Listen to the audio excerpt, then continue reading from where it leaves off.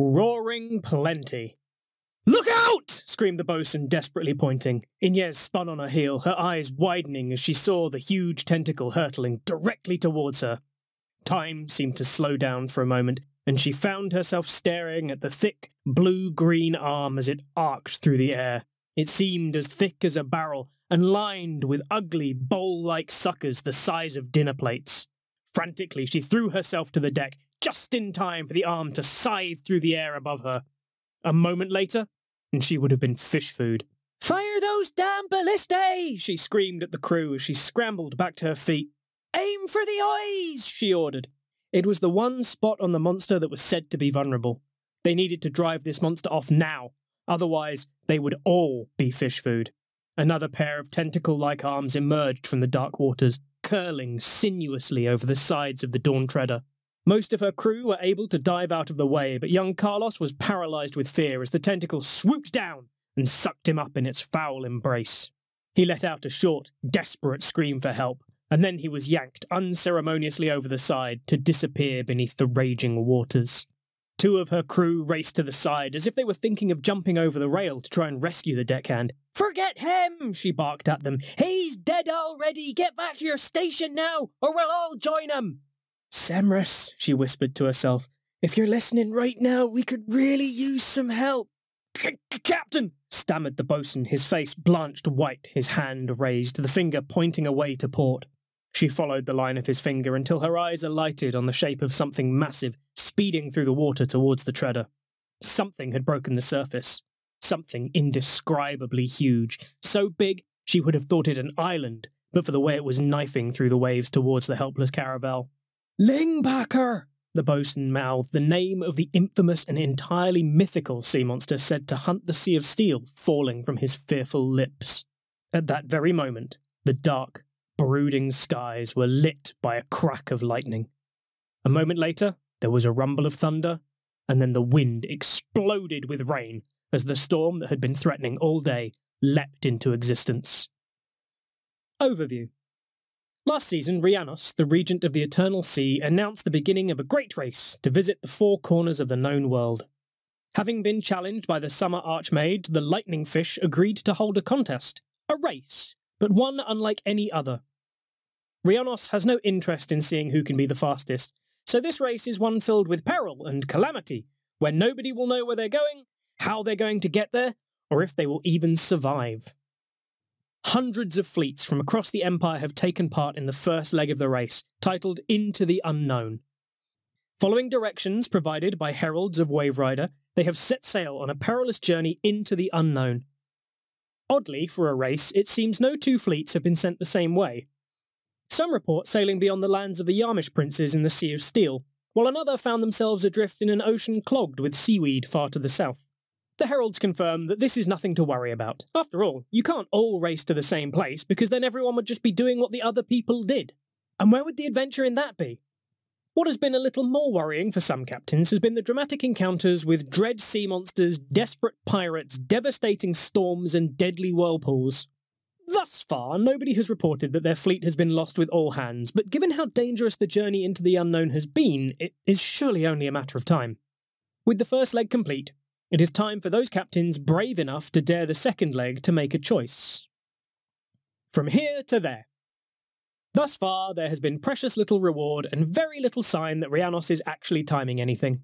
A few captains have grumbled to heralds of Waverider that they were promised that the race would be dangerous and lucrative in equal measure. While there has been no shortage of the former, the latter has been in short supply. In reply, the heralds say that their master, the Lord of the Rolling Waves, promised no such thing, but he assures them that there will be a chance to profit from the race if that is their choice. Others are concerned that the heralds don't seem very interested in how quickly anyone has managed to complete their leg of the race.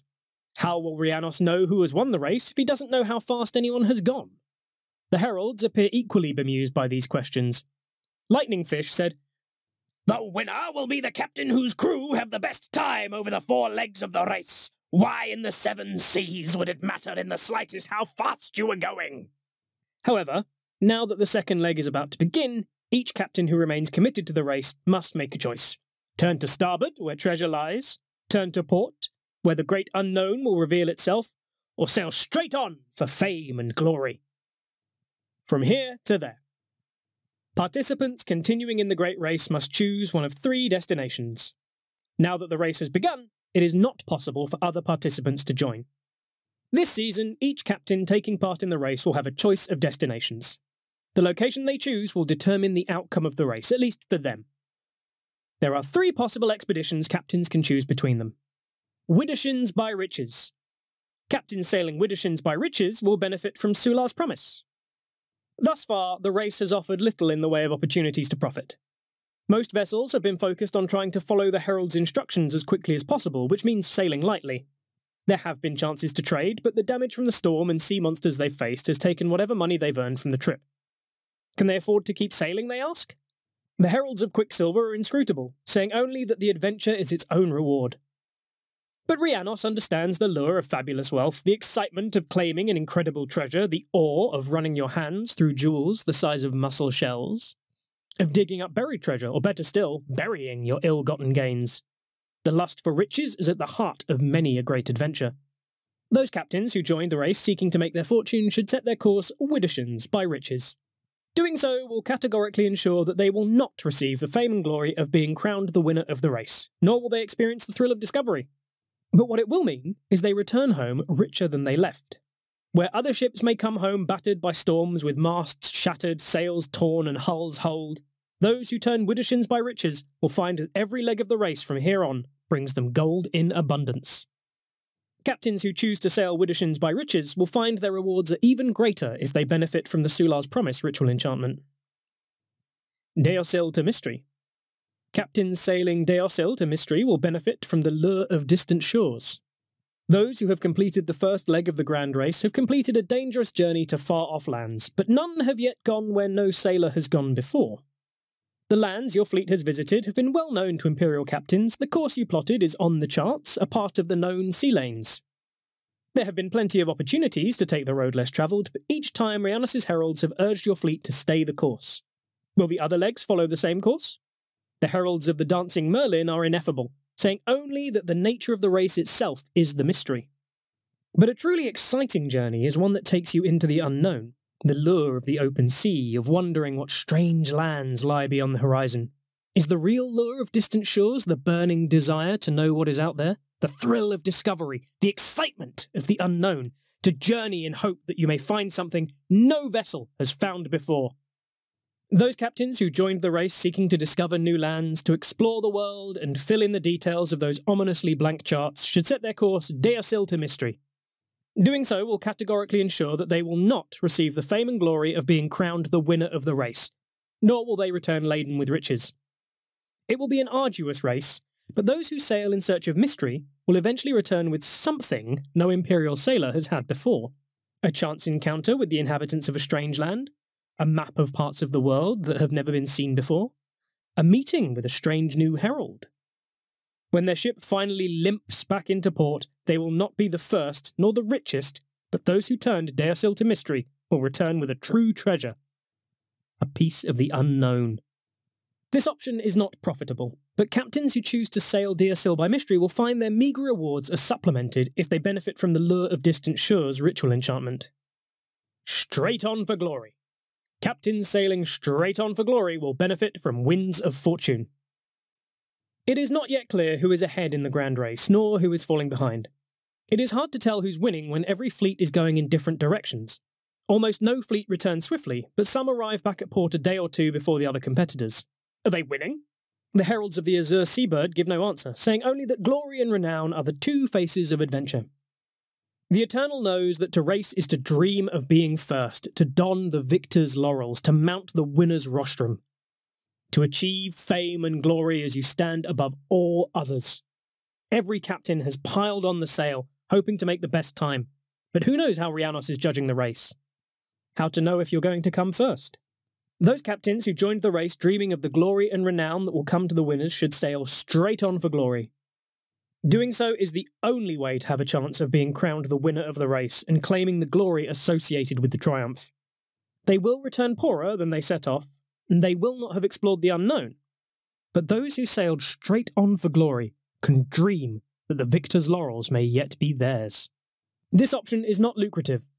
But captains who choose to sail straight on for glory will find that their ship makes better time if they benefit from the Winds of Fortune ritual enchantment. Funny things are everywhere. Participation. Every fleet that has completed the expedition into the unknown receives a single wind-born pearl and treasures worth 4 crowns. The pearl is a single-use magical item that allows you to pick one powerful boon from Rhiannos on activation. If your character would rather have treasure instead of the pearl, you can choose to have sold it already by exchanging it in God for 10 random materials before time in. Everyone who took the downtime option into the unknown will find a fizz rep and a ribbon for a wind-born pearl in their pack, as well as 4 crowns, representing treasures acquired on their adventures. This is a single-use magical item that contains a powerful summer magic boon. Any character who carries a pearl can call on Rhiannos by any of his many names to invoke the boon to receive one of the following effects. Each windborn pearl can only ever be used once. It is consumed once activated. If you have 1 or more hero points, you can regain all of your spent hero points and gain 1 additional temporary hero point. This temporary point is the first one spent when you spend hero points. If you have 1 or more personal mana, you can regain all of your spent personal mana and gain 2 additional temporary personal mana. These temporary points are the first to be spent when you spend personal mana. If you have 1 or more hits remaining, you can regain all lost hits and gain 1 additional temporary hit. This temporary hit is the first to be spent when you lose a hit for any reason. If you possess the Summer Lore skill, then you gain 2 additional ranks to the next summer ritual that you perform within 10 minutes, subject to the normal rules for effective skill. If you have not used this temporary additional benefit of the pearl within half an hour, then the temporary benefits, bonus hero points, mana, or body hits are lost. The pearls have been handed out by Rhiannos heralds to all those who completed the first stage of the Grand Race. They will not be needed to complete the race in any way, so captains are welcome to use them, sell them, or keep them as a souvenir if they wish. If you wish your character to have sold the pearl already before reaching Anvil, then you can exchange it in God before time in for 10 random materials. We encourage you to make up tall tales of the extraordinary journey you've been on. Rhiannos heralds will have led you to one of Yarm, Sumar, or the Commonwealth, the Sarkvan Delves, or Asavea. But the route will have been tortuous and plagued with dangers. You may have encountered and fought legendary beasts, risked death as you sailed past whirlpools, or been boarded by pirates. Whatever excitements the journey has brought, the weather will have been tumultuous. The storms, gales, and hurricanes have not been constant, but almost nobody who undertook the journey has sailed on calm waters. Every player who picked the option will have a traumatic wound in their pack, reflecting the dangers of the journey. If you wish to have had this healed before the event begins, you may return it to God unopened, but otherwise you will need to get the injuries you suffered at sea treated at the event.